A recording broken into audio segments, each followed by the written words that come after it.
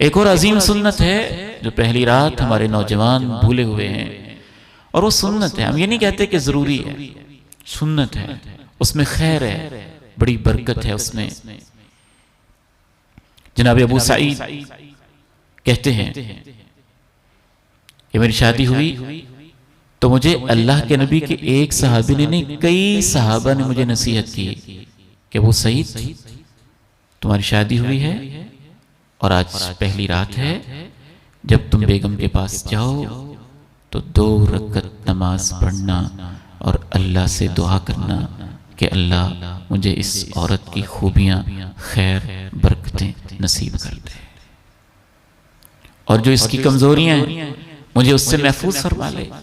ये 2 रकअतें आपकी पूरी जिंदगी आपका साथ देंगी, इनमें बरकत होगी, भलाई होगी, खैर होगी, और जिंदगी का सफर बड़ी खूबसूरती के साथ उसका आगाज होगा। एक आदमी आया, उसने अल्लाह के नबी के सहाबी हैं, मुफस्सिर कुरान हैं, जनाब अब्दुल्लाह इब्न मसूद रज़ी अल्लाह तआला अन्हु, उनके सामने खदशे का इजहार किया। कहने लगा कि मैंने जिससे शादी की है वो लड़की सी है, अगली उसकी उम्र है, मुझे डर लगता है कि शायद वो मुझे पसंद ही ना करे, तो मैं क्या करूं।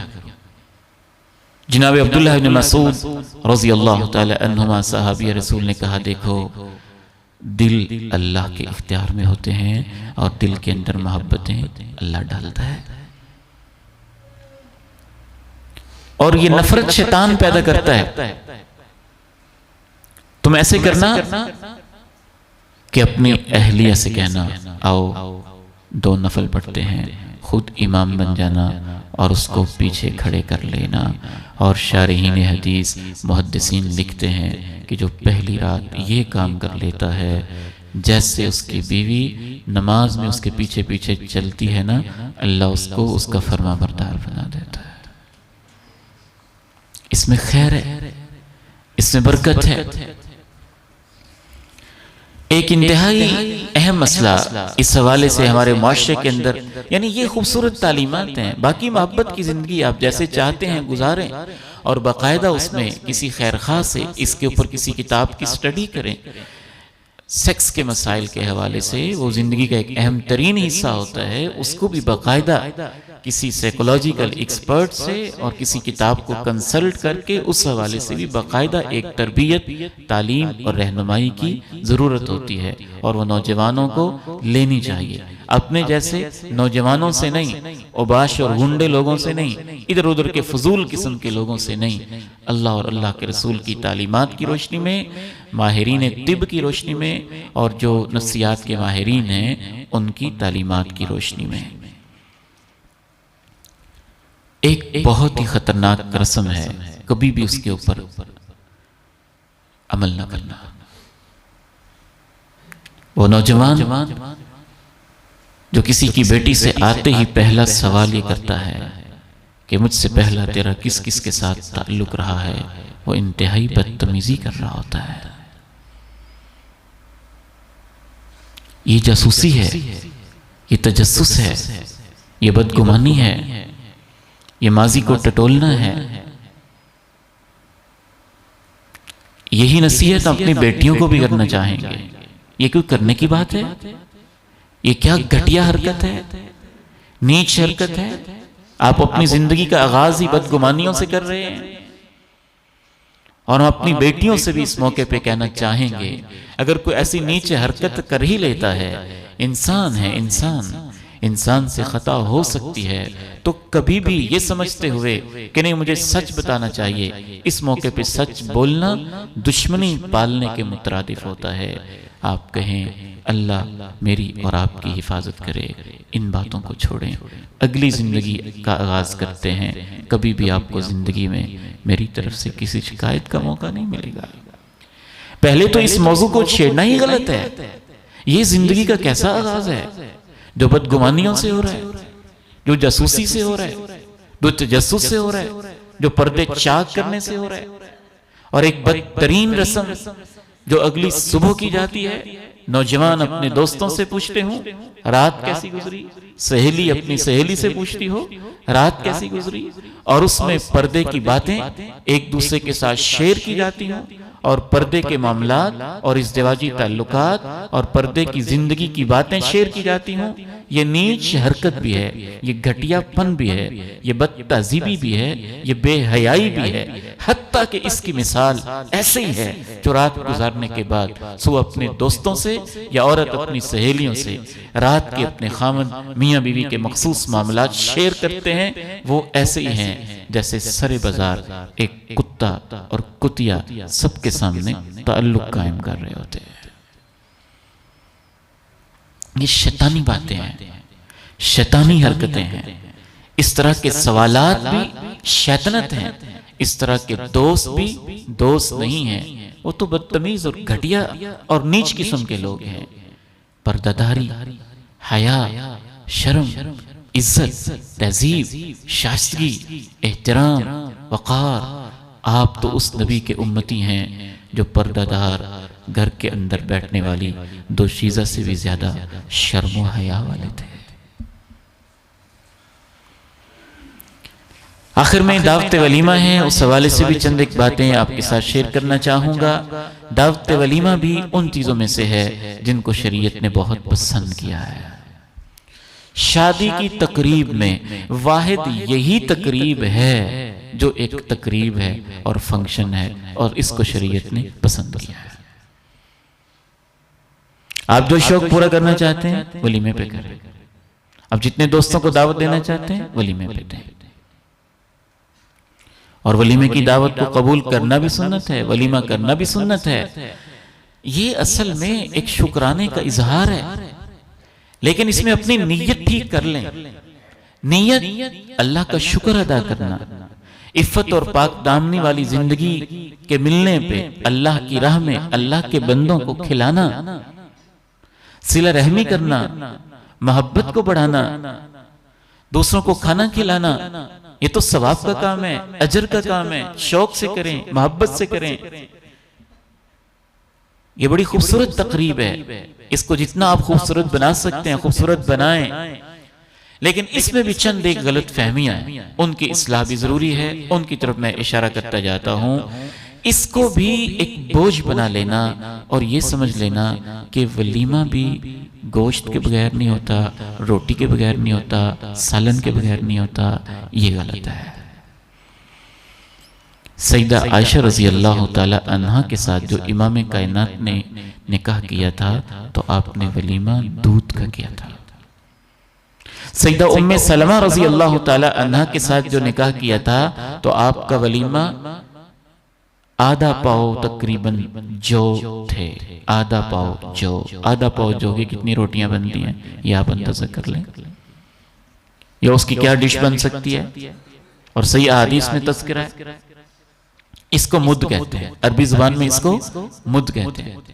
तो उम्मे सलमा रजी अल्लाह ताला अन्हा के साथ जब आपने निकाह किया तो उस मौके पे आपने वलीमा बस इस एक हाथ में जितने जौ आते हैं या इसमें इतने जौ आते हैं ना, वो जौ थे, वो आपने उसकी डिश तैयार की या उसका जो भी तैयार किया वही आपका वलीमा था।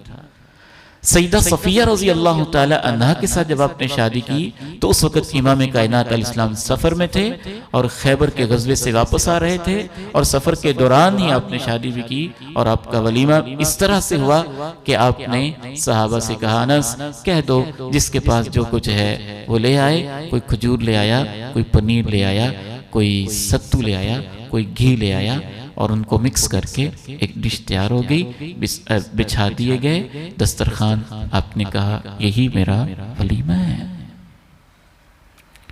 तो जब हालात अच्छे ना हो किसी के तो कभी इस सुन्नत पे भी अमल कर लें कि अपने दोस्तों से कहे यार आज अपने अपना डिश लेके आओ और इकट्ठे खाएंगे, वो मेरा वलीमा हो जाएगा।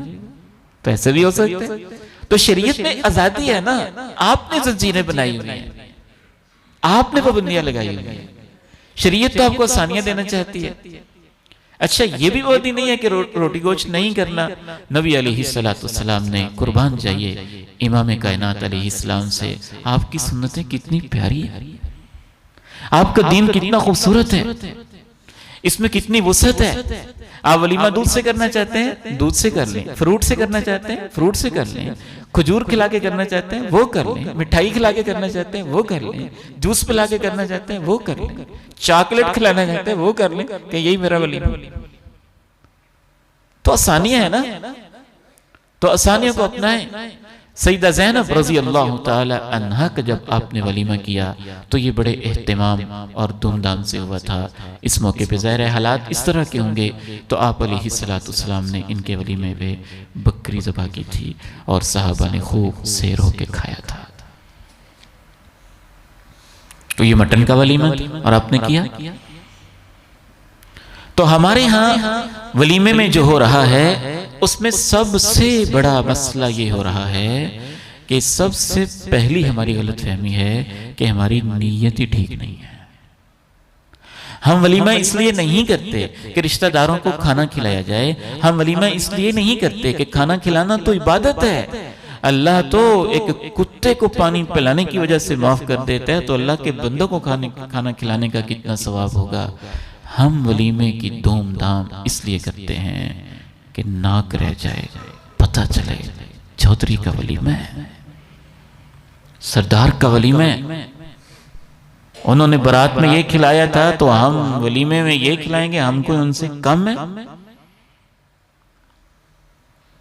उसको जरूरी समझ लेना कि रोटी सालन के बगैर होगा नहीं, फिर उसके लिए कर्ज उठाना, फिर ये जरूरी समझ लेना कि वो 100-200 बंदे जब तक नहीं होंगे तो वलीमा पूरा नहीं होगा। ये जंजीरें हैं। उसके लिए फिर सूद लेना, उसके लिए करप्शन करना, उसके लिए अपने ऊपर एक बोझ बना लेना। ये तो अल्लाह के शुक्र का एक इजहार है और बदतरीन एक रस्म वलीमे की ये है कि आप इतने एहतमाम के साथ वलीमा कर रहे हों और उस वलीमे में आप अपने महल्ले और सोसाइटी के गरीबों को भूल जाएं। तो अल्लाह के नबी अलैहिस्सलाम कहते हैं ये सबसे बुरा वलीमा और सबसे बुरा खाना वो होता है जहां अमीरों को बुलाया जाता है, गरीबों को छोड़ दिया जाता है। जो भूखे हैं उनको आप खिलाते नहीं, और जो पहले से सेर हैं और रोजाना ही मटन खाते हैं उनको आप दूसरे जिले से भी दावत दे देते हैं। हम ये नहीं कहते उनको दावत ना दें, आप अपने दोस्त अहबाब को बुलाएं, जहां से आप चाहते हैं बुलाएं, कोई पाबंदी की बात नहीं है। इतराज इस पे है कि अपने महल्ले के गरीबों को और अपने गरीब रिश्तेदारों को ना भूलें।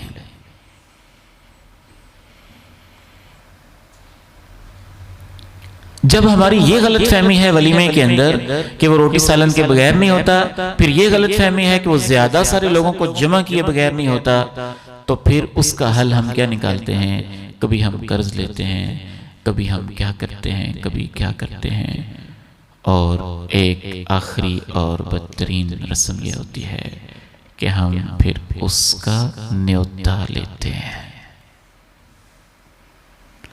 आप में गुंजाइश नहीं है 500 लोगों को बुलाने की, 300 लोगों के खाने की, 200 लोगों के खाने की। पहले तो आपने ये किया कि आपको उतने बुलाने चाहिए जितनी आपकी गुंजाइश है, तो आप 200 को क्यों बुला रहे हैं?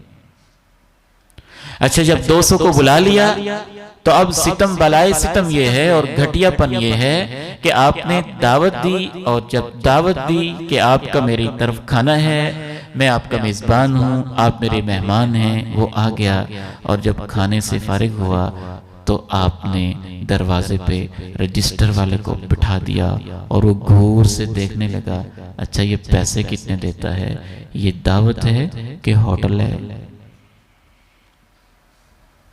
ये आपने खाना खिलाया है कि होटल बनाया है, वलीमे का खाना खिला रहे हैं कि होटल पे बुलाया आपने।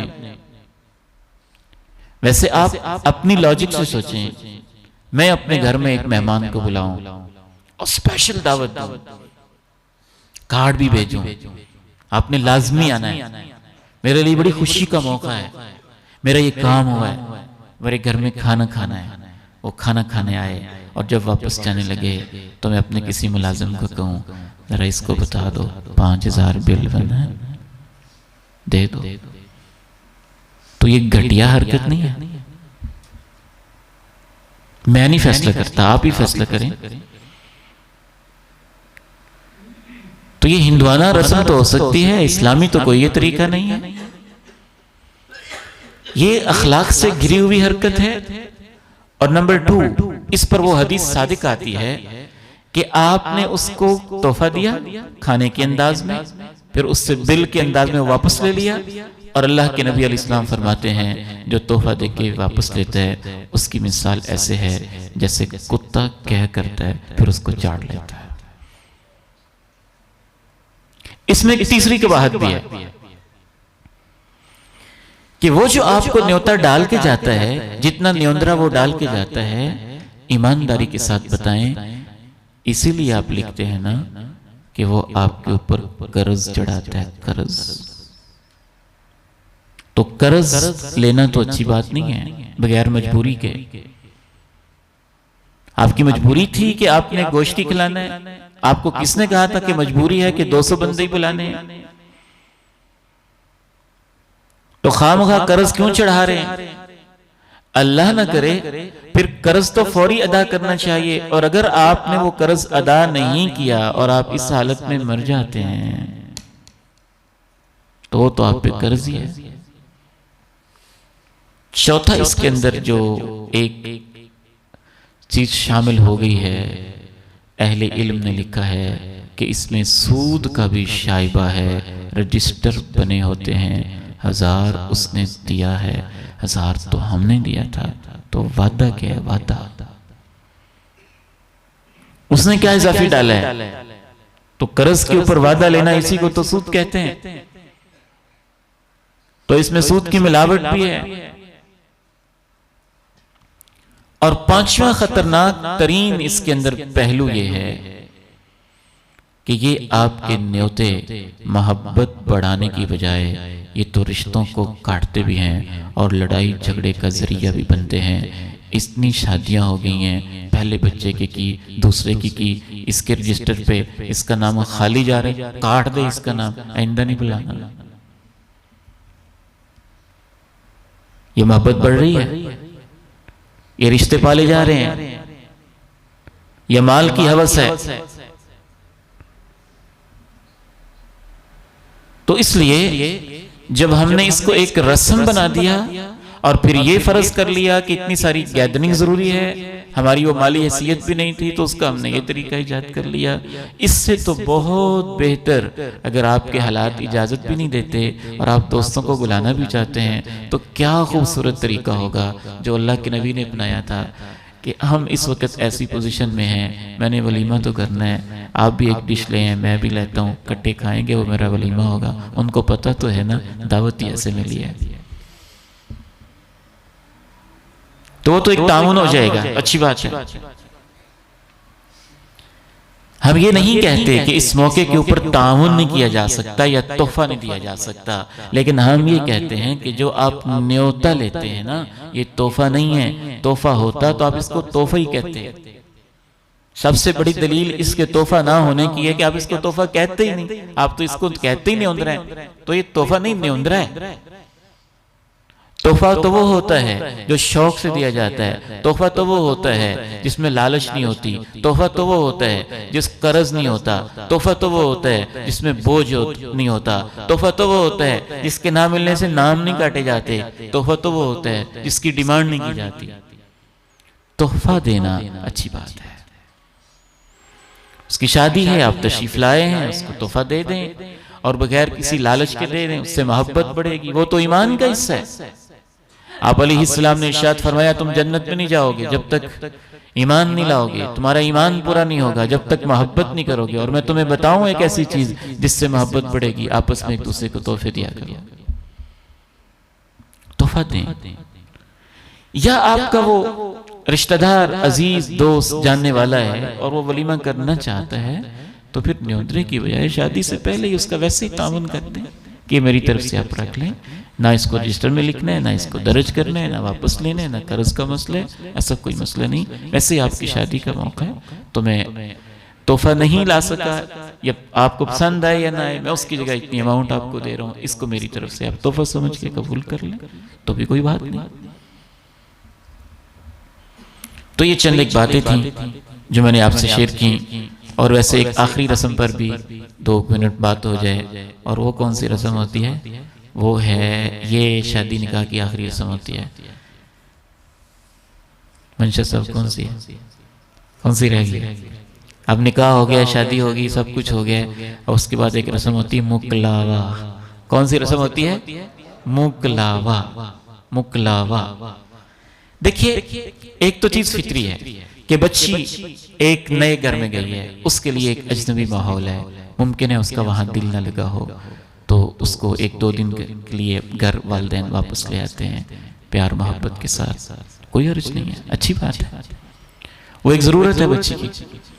लेकिन उसको एक रस्म बना लेना कि जरूरी तौर पे वलीमे वाले दिन ही हमने वापस लेके जाना है, और जरूरी तौर पे फिर इतने सारे लोगों की फौज आएगी जो उसको फिर वापस लेने आएगी, इसको रस्म ना बनाए। जरूरत है तो ले जाए, नहीं जरूरत है ना लेके जाए, इसमें कौन सी बात है?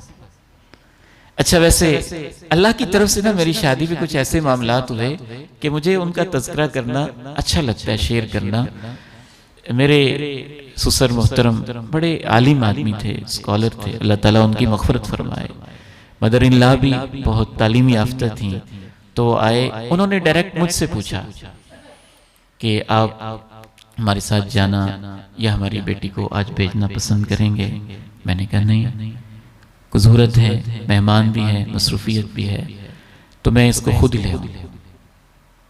तो मैं अगले दिन ले गया, 1-2 दिन वहां रहे, मिलवा लाए। अब यहाँ इंतजार होगा कि शायद ये हमें कॉल करेंगे, फिर हम लेने जाएंगे, इतने सारे लोग। मैंने टैक्सी करवाई और 2 दिन के बाद वापस ले आया। जब शरीयत में आसानी है तो पाबंदियां क्यों लगाते हैं? अब 2-4 लोग जाना चाहते हैं प्यार मोहब्बत के साथ, बोझ बने बगैर, तो चले जाएं। वो खुद आ सकते हैं तो खुद आ जाएं। पाबंदी क्यों लगाते हैं कि लाजिमन आज ही जाना है, और फिर उसके ऊपर बहस हो रही हो, तकरार हो रही हो। मियाँ बीवी हैं, अब उनकी शादी हो गई है, उनको आज़ाद रहने दें। वो आज जाना चाहते हैं आज चले जाएं, कल जाना चाहते हैं कल चले जाएं।